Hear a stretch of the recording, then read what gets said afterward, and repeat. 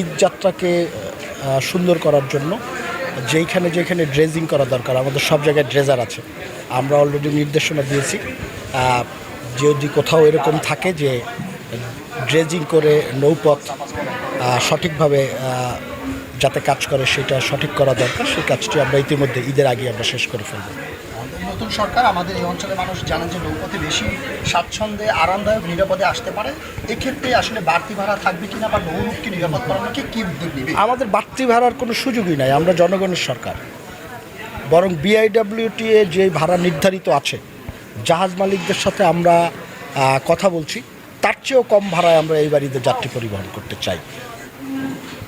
Clear কথা?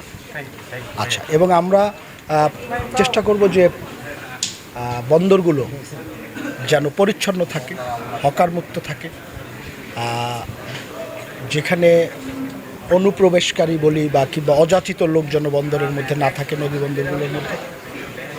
এবং ঢাকায় আমরা চেষ্টা করব সদরঘাটের বাইরে বছিলা এবং কাঞ্চন দুটি আলাদা ঘাট থেকে যেন লঞ্চ অপারেট করতে পারে।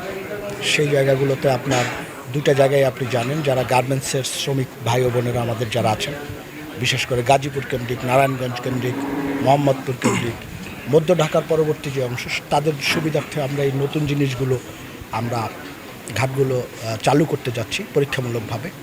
এবং আমাদের আরও কয়েকটি মিটিং আছে, আমরা যাত্রী সেবার জন্য আরও অনেকগুলো পদক্ষেপ আমরা গ্রহণ করব। সেই পদক্ষেপগুলো আপনাদেরকে আশ্বস্ত করবে। আজকে সব বলছি না বা বলা সঠিক না, আমরা আনুষ্ঠানিকভাবে যখন কথা বলবো তখন নতুন আমাদের আরও কিছু পদক্ষেপ আছে, আপনারা সেগুলো দেখতে পাবেন।